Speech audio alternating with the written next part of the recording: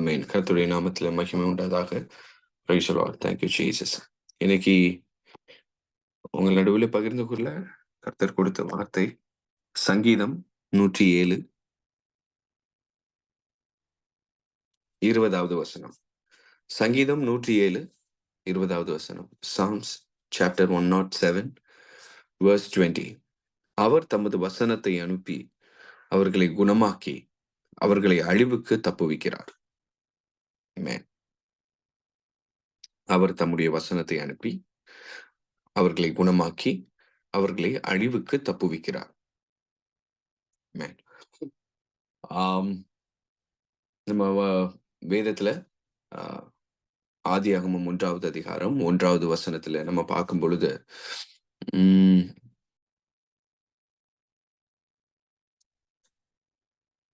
One minute.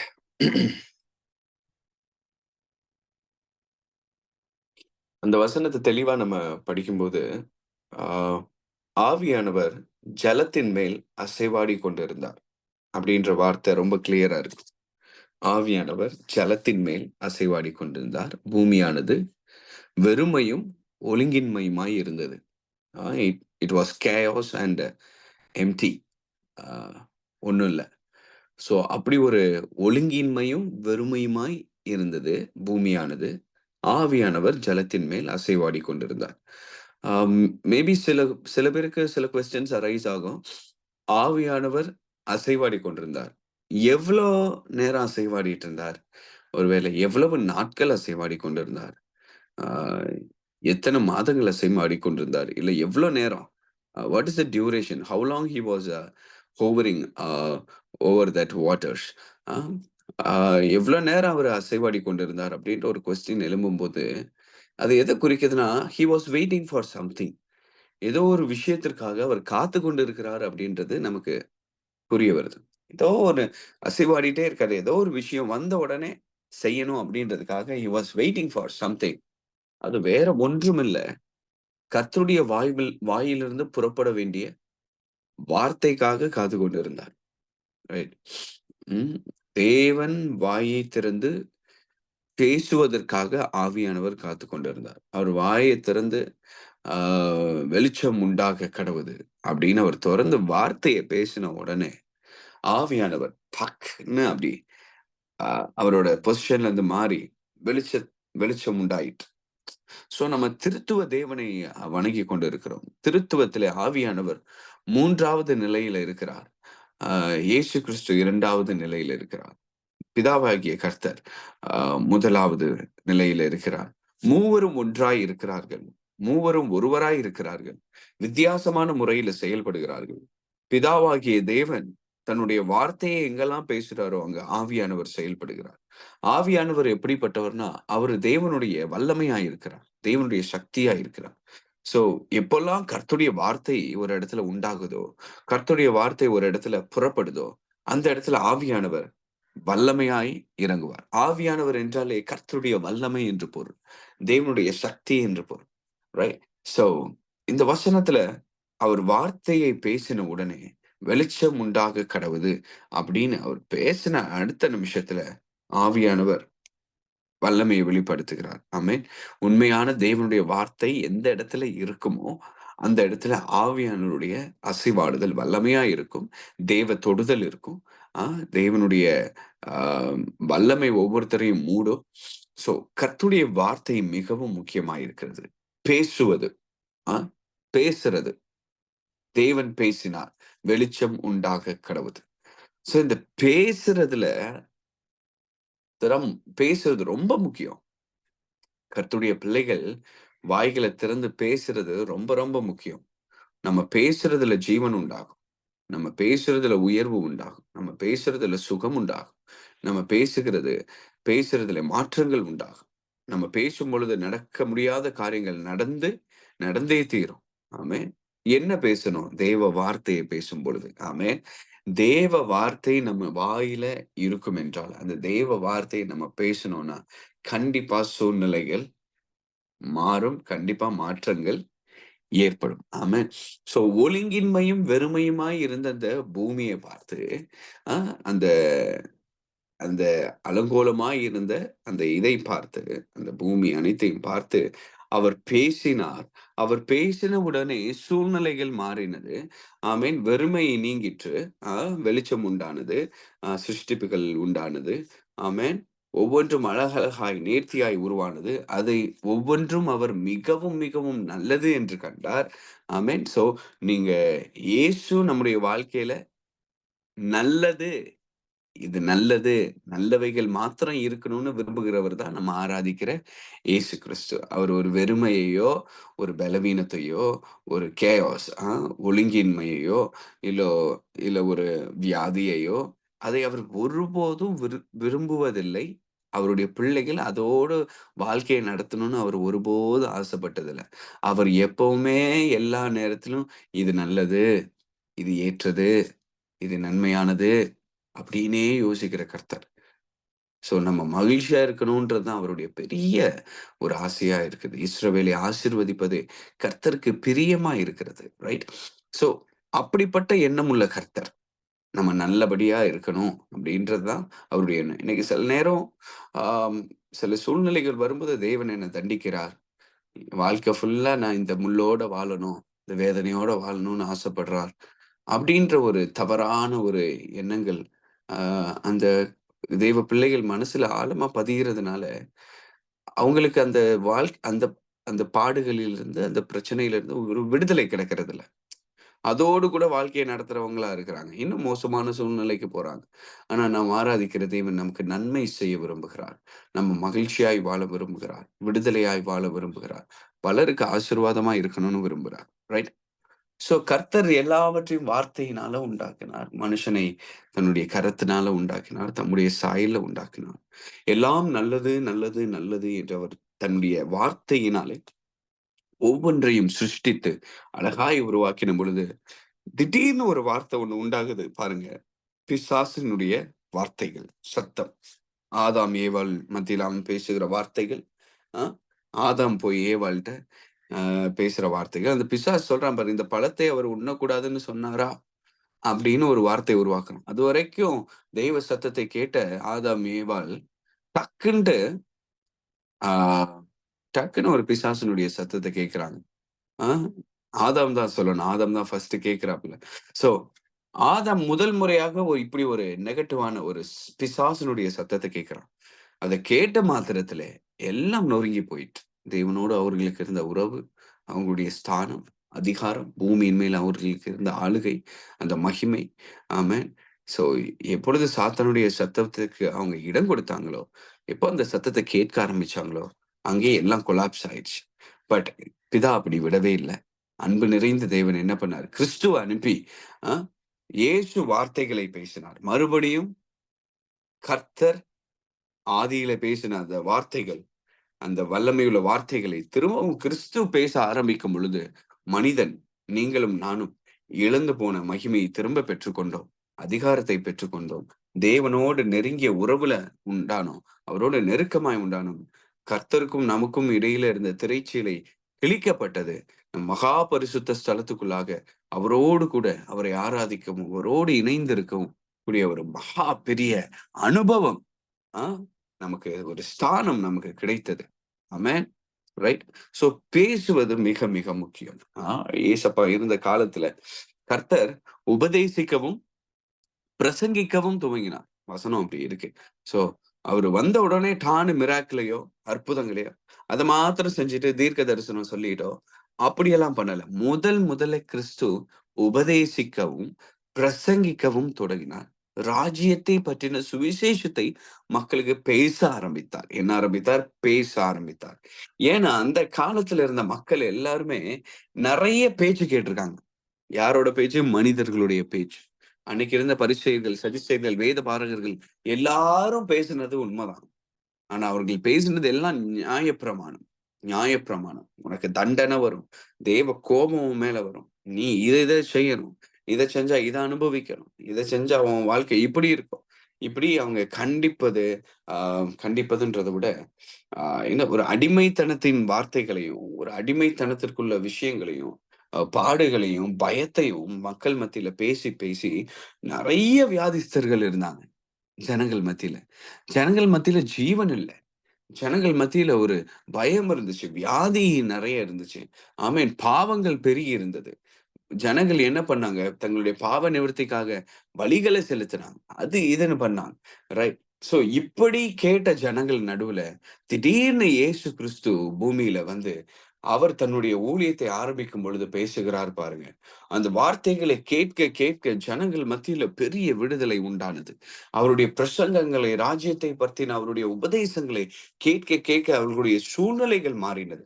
பிரசங்கத்தை வார்த்தைய அனுப்புனதுக்கு அப்புறம் அவர் ஒவ்வொருத்தரையாய் கொத்து கொத்தாக அவரு குணமாக்குகிறார். பார்வை இல்லாதவர்கள், நடக்க முடியாதவர்கள், வியாதியோடு இருக்கிறவர்கள், மரணத்துல மரணத்துல போனவங்க எல்லாரையும் உயிரோட எழுப்புறாரு. அற்புதங்களை செய்கிறார். ஆனா முதல்ல அவர் செஞ்சது பேசினார். வார்த்தையை பேசினார். அந்த வார்த்தையை பேசின உடனே அந்த இடத்துல ஆவியானுடைய செயல்பாடுதல் வல்லமையா இருந்தது. ஒவ்வொருத்தரையும் விடுதலை ஆக்கினார். ரைட்? இதே மாரி ஒரு இடத்துல இயேசு பிரசங்கம் பண்ணிக் கொண்டிருந்தார். லூக்கா 5:17 அந்த வசனம் இருக்கு. பின்பு ஒரு நாள் அவர் உபதேசித்துக் கொண்டிருக்கிறபோது, கலிலேயா, யூதேயா நாடுகளில் உள்ள சகல கிராமங்களிலும், எருசலேம் நகரத்திலும் இருந்து வந்த பரிசேயரும், நியாயசாஸ்திரிகளும் உட்கார்ந்திருந்தார்கள். அப்பொழுது பிணியாளிகளை குணமாக்கத்தக்கதாக கர்த்தருடைய வல்லமை விளங்கிற்று. நல்லா பாருங்க. அவரு பிரசங்கிச்சுட்டு இருக்கிறாரு. அப்ப அங்க இருக்கிறதெல்லாம் சாதாரண ஆளுங்க கிடையாது. ஆ பரிசேயர் இருக்கிறாங்க. நியாய சாஸ்திரிகள் உட்கார்ந்து இருக்கிறாங்க. எல்லாரும் உட்கார்ந்து அவருடைய வசனத்த கேட்டுக்கொண்டு இருக்கிறாங்க. எல்லாம் எல்லாம் பல வருஷமா வேதங்கள ஆராய்ஞ்சவங்க, நியாயப்பிரமாணத்த மோசேக்கு கர்த்தர் கொடுத்த நியாயப்பிரமாணத்த மக்களுக்கு சொன்னவங்க, ஆமென். மக்கள தங்க கைப்பிடியில வச்சிருந்தவங்க, எல்லாரும் உட்கார்ந்திருக்காங்க. அவங்க நடுவுல ஏசப்பா பிரசங்கம் பண்ணிக் கொண்டு இருக்கிறார். அப்பொழுது ஆ எப்பொழுது? நியாயசாஸ்திரிகளும் உட்கார்ந்திருந்தார்கள். அப்பொழுது பிணியாளிகளை குணமாக்கத்தக்கதாக கர்த்தருடைய வல்லமை விளங்கிற்று. அவர் பிரசங்கம் பண்ணிக் கொண்டு இருக்கும்போதே, குணம் குணம் பிணியாளிகளை குணமாக்கத்தக்கதான வல்லமை விளங்கிற்று. ரைட்? அப்பொழுது ரைட்? அது விளங்கின பொழுது சில மனுஷர் திமிர்வாதக்காரன் ஒருவனை படுக்கையோடே எடுத்துக்கொண்டு வந்து அவனை உள்ளே கொண்டு போகவும் அவர் முன்பாக வைக்கவும் வகை தேடினார்கள். ரைட். சோ அந்த சம்பவம் எல்லாருக்கும் தெரியும். ரைட். அந்த 4 பேரும் கூரைய பிச்சுட்டு அந்த வியாதிஸ்தரை உள்ள இறக்கிட்டாங்க. ஏசப்பா நினைச்சிருக்கலாம், யாருப்பா இவங்க நம்ம பிரசங்கம் பண்ணும்போது டிஸ்டர்ப் பண்றாங்களே, யாரு இவங்க என்ன பண்றாங்க? அப்படி கிடையாது. அங்க என்ன நடந்துச்சுன்னா, கர்த்தருடைய பிணியாளிகளை சுகமாக்கும் கர்த்தருடைய வல்லமை விளங்கினதை இந்த 4 பேரு நல்லா உணர்ந்தாங்க. அதை அவர்கள் உணர்ந்தபடியால், இந்த டைம்ல என் என்னுடைய திமிர்வாதக்காரன் நடக்க முடியாம இருக்கிற என்னுடைய ஃப்ரெண்ட நம்ம இந்த டைம் ஏசப்பா கிட்ட இறக்கிட்டோம்னா, கண்டிப்பா விடுதலை கிடைக்கும். அப்படின்ற ஒரு உணர்வுள்ளவர்களாக இருந்தார்கள். தேவனுடைய பிரசன்னத்தை உணர்ந்தாங்க. டக்குனு உணர்ந்தாங்க. அவங்களால தேவனுடைய வல்லமை விளங்குது. இந்த இடத்துல தேவ பிரசன்னம் அளவில்லாமல் இருக்குது. ஆ அற்புதங்களை செய்யக்கூடிய கர்த்தருடைய வல்லமை விளங்கிற்றுன்னு உணர்ந்தபடியினால, அந்த 4 பேரும் தன்னுடைய நண்பனாகிய அந்த திமிர்வாதக்காரனை கூரைய பிச்சுட்டு இறக்கிட்டாங்க. கர்த்தர் அந்த திமிர்வாதக்காரனுடைய விசுவாசத்துக்காக அவன குணமாக்கல. அந்த 4 பேருடைய விசுவாசம். ஆ அவர்கள் எப்படி உணர்வுள்ளவர்களாக இருந்தார்கள். அவங்களுடைய விசுவாசத்த பார்த்து அவர்கள அந்த திமிர்வாதக்காரன கர்த்தர் ஆ தொட்டு அவனை குணமாக்கினார். அப்போ நெறைய சம்பவம் நடந்துச்சு. ஆ சொன்னாரு, "உன்னுடைய பாவங்கள் மன்னிக்கப்பட்டது" அப்படின்னு திமிர்வாதக்காரன பார்த்து சொல்லும் பொழுது, சுத்தி இருந்தவங்கலாம் பாவங்களை மன்னிக்க உமக்கு அதிகாரம் கொடுத்தது யாரு? நீ தேவதூஷணம் சொல்லுகிறேன்னு அது இதுன்னு சொன்னாங்க ஏசப்பாவ. அவர் சொன்னாரு, "நீ உன் பாவம் மன்னிக்கப்பட்டதுன்னு என்று சொல்றது எளிதா? இல்ல உன் படுக்கைய எடுத்துக்கொண்டு நடன்னு சொல்றது எளிதா?" அப்படின்னு அதுக்கு என்ன அர்த்தம்னா 2மே ஒண்ணு அப்படின்றாரு. ரைட்? ஆ, ஆ ரைட். ஸோ ஆ அவன் எழுந்தான், அற்புதங்கள் நடந்தது. ஃபார் எக்ஸாம்பிள் ஒரு கரண்ட்ல ஒரு மரக்குச்சியோ, ஒரு மரப்பட்டையோ ஏதாவது ஒண்ணு எடுத்து ஸ்விட்ச் ஆன்ல இருக்கும்போது வைக்கும் பொழுது, அதுல கரண்ட் பாஸ் ஆகாது. ரைட். இதே ஒரு காப்பர் எடுத்துக்கோங்க. ஒரு காப்பர் கம்பி, சின்ன கம்பி. அத நீங்க உள்ள இந்த இதுல விடும்போது, கரண்ட் பயங்கர ஃபோர்ஸா இருக்கும். ஏன் மரக்குச்சியில கரண்ட் பாஸ் ஆகாதுன்னா, அது வந்து poor conductor of electricity. Right. அதுவே காப்பர் மர மரத்த விட மெல்லிசான ஒரு காப்பர், ஒரு சின்ன காப்பர்.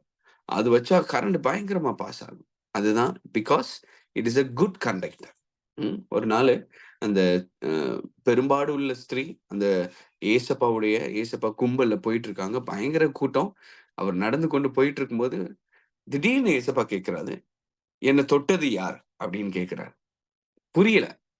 சுத்தி உள்ள சீஷர்களுக்கு ஒண்ணும் புரியல. ஏன்னா, பல 1000 பேர் நெருக்கிட்டு இருக்காங்க. கூட்டம் பயங்கர கூட்ட நெரிசல்ல ஏசப்பா போயிட்டு இருக்கிறாங்க.